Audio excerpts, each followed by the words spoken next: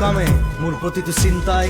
এই দেশৰ বুকুত ৰচে হৈছ সোণোৱালী ভৱিষ্যতৰ সপোন মোৰ জীৱনৰ আহে আহে মোৰ যৌৱনৰ কোহে কোহে সেই সপোনৰ কলৰৱ দেখে দেখে দেশ আছে এনে বহু দেশৰ অৰঙে দৰঙে মই ঘূৰিছোঁ বহু বন্ধুৰ সতে হাতে হাত ধৰি ফুৰিছোঁ কেতিয়াবা সাগৰ পাৰত কেতিয়াবা খেজুৰ তলত নতুবা make songs for the future, for the young, and we can't stay. This is a big tragedy. I hope that his name stay in your hearts, and many from the new generation, they have this name in their hearts also, and they go ahead with this method. And I say for his family, for his friend, for the people here, I said I'm sorry with you, and I hope that it's not the end for him. It's his name, his art, everything stay in your hearts and in your history and in your culture. Thank you very much. Surprising that he's so young, and he did not mention, or maybe I did not hear, but it's so sad. It's so sad. We lost somebody special. বিশ্বৰ 12খন দেশৰ প্ৰতিনিধি আজি অসমলৈ আহিছে আৰু এই প্ৰতিনিধিসকলে ৰাতিপুৱাৰ ভাগত ভূপেন হাজৰিকা সমাধি ক্ষেত্ৰলৈ গৈছিল আৰু নিশাৰ ভাগত জুবিন ক্ষেত্ৰলৈ আহি জুবিনদাৰ প্ৰতি শ্ৰদ্ধাঞ্জলি জ্ঞাপন কৰিছে এয়া সমগ্ৰ অসমবাসীৰ বাবে সমগ্ৰ ডিমৰীয়াবাসীৰ বাবে গৌৰৱৰ ক্ষণ আৰু আমি সমগ্ৰ ডিমৰীয়াবাসীয়ে এই মুহূৰ্তত আমি গৌৰৱ অনুভৱ কৰিছোঁ কাৰণ বিশ্বৰ 12খন দেশৰ প্ৰতিনিধি কেতিয়াও একেলগে জুবিন ক্ষেত্ৰ বা ভূপেন হাজৰিকা সমাধি ক্ষেত্ৰলৈ অহা নাছিল এই সময়খিনিত আমি সমগ্ৰ অসমীয়া হিচাপে সমগ্ৰ অসমবাসীয়ে আমি একেলগে এনেধৰণৰ 12গৰাকী প্ৰতিনিধিক পাই আমি গৌৰৱ অনুভৱ কৰিছোঁ আৰু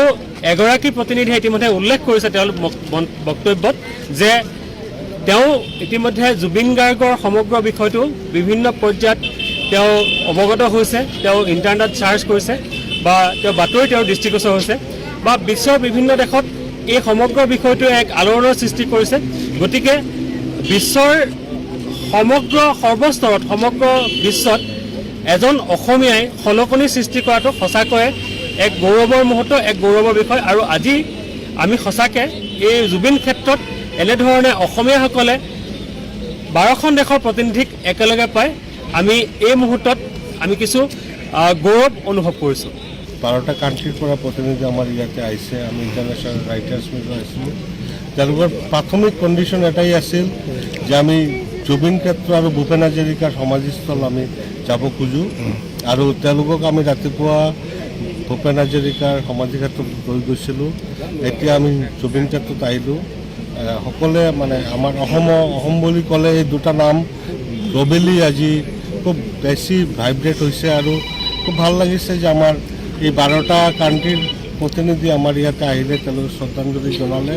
আৰু আমাৰ ব্যতিক্ৰম পৰিবাৰৰ পৰা আমি সকলোক ধন্যবাদ জ্ঞাপন কৰিছোঁ ভূপেন দা আৰু জুবিন দা আমাৰ অসমক বিশ্বৰ দৰবাৰত দাঙি ধৰিছে এই দুজন মানুহ এই দুজনৰ এজনৰ ওচৰত আমাৰ যিবিলাক যিহঁত মানে ফৰেইন ডেলিগেটছ আহিছে তাহঁতে ভূপেন দাৰ ক্ষেত্ৰত গৈছে আৰু আজি আমি জুবিন ক্ষেত্ৰত আহিছোঁ জুবিন দা আৰু ভূপেন দা নহ'লে আমাৰ অস্তিত্বটো কি আছে সেইটোৱে আমাৰ অস্তিত্ব সেইকাৰণে আমি ভূপেন দাৰ ওচৰত ৰাতিপুৱা গৈছোঁ জুবিন দাৰ ওচৰত ৰাতি আহিছোঁ যিহেতু জুবিন দাই কৈছিলে মোৰ সূৰ্যৰ লগত নহয় চন্দ্ৰৰ লগত মোৰ সম্পৰ্ক জুবিন দা বুলি ক'লে দিন ৰাতি সমান আচলতে মানুহৰ কাৰণে ৰাতি যেনেকুৱা দিনো সেনেকুৱা গোটেই দিন ৰাতি আমাৰ কাৰণে জুবিন দা মানে জুবিন দা আচলতে অসমৰ সম্পদ আন এগৰাকী সম্পদ আৰু আন এটা সম্পদ জুবিন দা আমাৰ অসমৰ গৌৰৱ আমাৰ স্বাভিমান জুবিন দা আৰু আমাৰ আজি ব্যতিক্ৰমৰ ফালৰ পৰা যি অনুষ্ঠান পতা হৈছিলে তাত 12খন কাণ্ট্ৰিৰ পৰা